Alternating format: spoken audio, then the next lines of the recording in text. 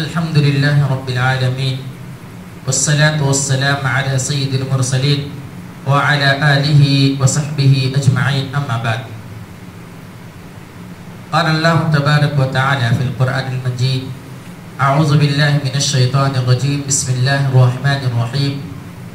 ألم تروا كيف خلق الله 7 سماوات طباقا وجعل القمر فيهن نورا وجعل الشمس سراجا والله أنبتكم من الأرض نباتا ثم يعيدكم فيها ويخرجكم إخراجا والله جعل لكم الأرض بساطا لتسلكوا منها سبلا فجاجا. اس سورہ نوح کی چند آیتیں ہیں. حضرت نوح علیہ السلام کس طریقے سے اپنے قوم والوں کو سمجھا رہے ہیں اسی کا تذکرہ کیا گیا ہے. اس سے پہلے کی آیتوں میں انہوں نے اللہ کی قدرت کو بیان کیا اور فرمایا کہ کس طریقے سے اللہ رب العالمین نے انسانوں کو پیدا فرمایا.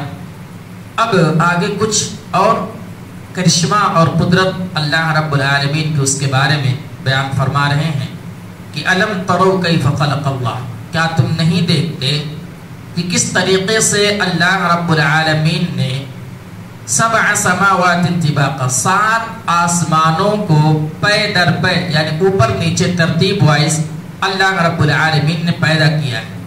اور ہم اور آپ دیکھتے ہیں کہ آسمان میں کوئی بھی ستون نہیں ہے، کھمبا نہیں ہے، پھر بھی اللہ رب العالمین کی قدرت ہے کہ اسی طریقے سے 7 آسمانوں کو اللہ رب العالمین نے پیدا کیا ہے بنا کسی پلر کے.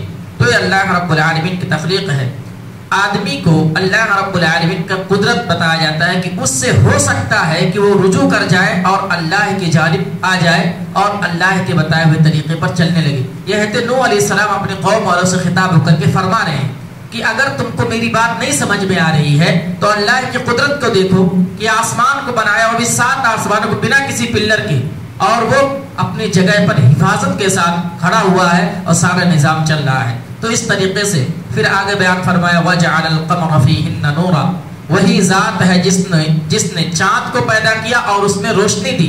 وَجَعَلَ الشَّمْسَ سِرَاجًا، اور وہی ذات ہے جس نے سورج کو پیدا کیا، سورج کو بنایا اور وہ جو ہے چمکنے والی ہے، دن میں جو ہے روشنی ہوتی ہے.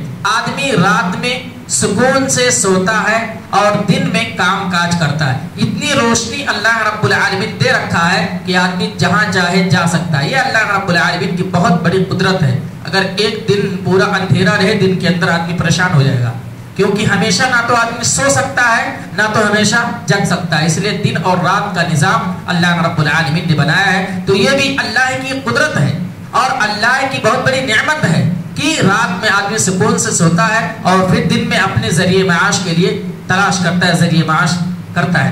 واللہ انبتکم من الارض نباتا، اور اللہ رب العالمین نے کہا تم کو زمین سے ایک خاص اہتمام سے اگایا ہے. کہا جاتا ہے حدیث کے اندر ہے کہ اللہ رب العالمین نے حضرت آدم علیہ السلام کو مٹی سے بنایا. اسی کا تعلق ہے کہ حضرت آدم کو مٹی سے بنایا گیا اور تم کو اسی طریقے سے پیدا کیا گیا. تو اللہ رب العالمین اس طریقے سے زمین سے اگایا.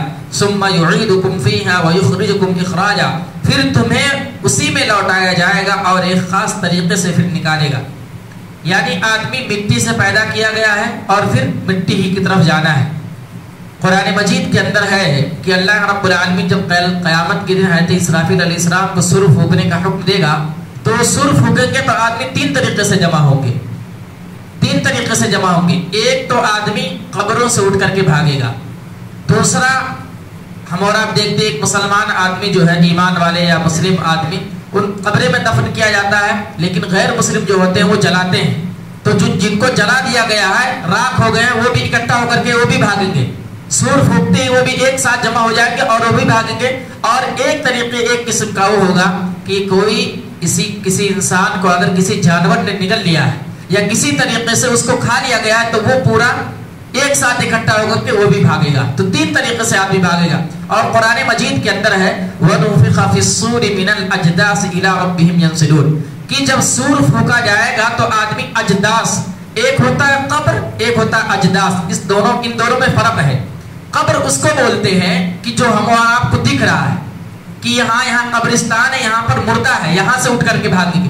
اجداس اس کو بولتے ہیں کہ کیونکہ بہت سارے لوگ اس دنیا میں آئے چلے گئے، تو ایسی جگہیں ہیں بہت ساری کہ ہم کو دکھائی نہیں دے گا ایک بظاہر یہاں پر مردہ ہے، یہاں پر انسان جو دفن کیا گیا وہ نہیں دکھا، اجداد اس کو کہا جاتا ہے، جو دکھائی نہ دے سمجھ میں نہ آئے وہاں سے بھی انسان بھاگے گا۔ تو اجداث کا لفظ استعمال کیا گیا قرآن کے اندر، ایک تو قبروں سے اٹھ کر کے بھاگیں گے جو بظاہر دکھ رہا ہے کہ یہاں پر انسان ہے مردے ہیں، وہاں سے اٹھ کر کے بھاگیں گے جب سور پھونکا جائے گا، اور ایک اجداث جو دکھائی نہیں دے رہا ہے لیکن زمین کے اندر ہے، جب سور پھونکا جائے گا تو وہ بھی اٹھ کھڑے ہوں گے، اور جن کو جلا دیا گیا ہے وہ سارے کے سارے اکٹھا ہو کر کے راکھ جو ہے وہ اکٹھا ہو کر کے وہ بھی بھاگے گا اٹھ کر کے، یعنی جہاں کہیں بھی جس کی موت آئی، پانی میں ڈوب کر کے مرا وہ بھی اٹھ کر کے وہیں سے بھاگے گا جہاں پر اس کی موت ہوئی ہے۔ اور اسی طریقے سے اگر کسی انسان کو کسی جانور نے نگل لیا ہے، کھا لیا ہے، پھاڑ دیا ہے، وہاں پورا جز اختیار کر کے وہ بھاگے گا۔ یہ تین طریقے سے اللہ رب العالمین انسانوں کو جمع کرے گا۔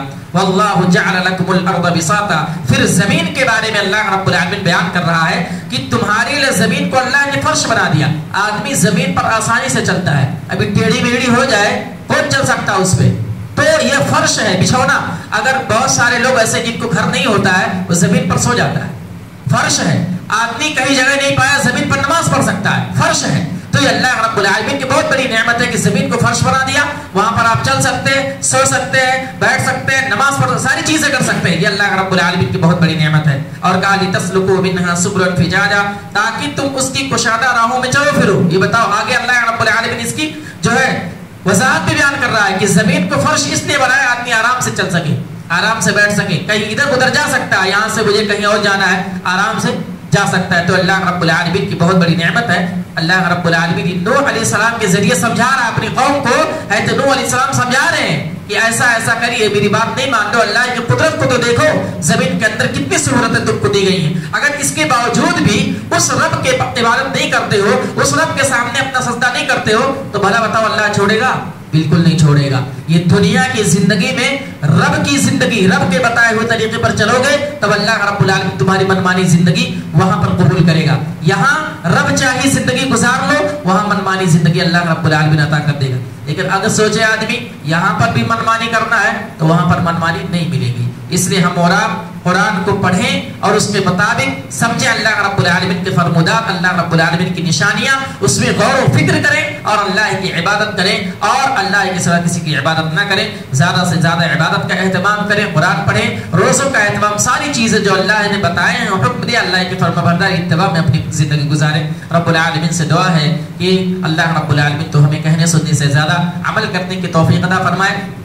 اسی طریقے سے اللہ رب العالمین جو بھی ہم اس رمضان مبارک کے مہینے میں عبادات کرتے ہیں ان تمام عبادات کو قبول فرما۔ اللہ رب العالمین تو ہمیں اس دنیا کے اندر جب تک ایمان اسلام کی حالت میں رکھ، جب ہمارا خاتمہ ہو ایمان کی حالت میں ہو، آمین۔ وآخر دعوانا الحمدللہ رب العالمین۔ السلام علیکم ورحمۃ اللہ۔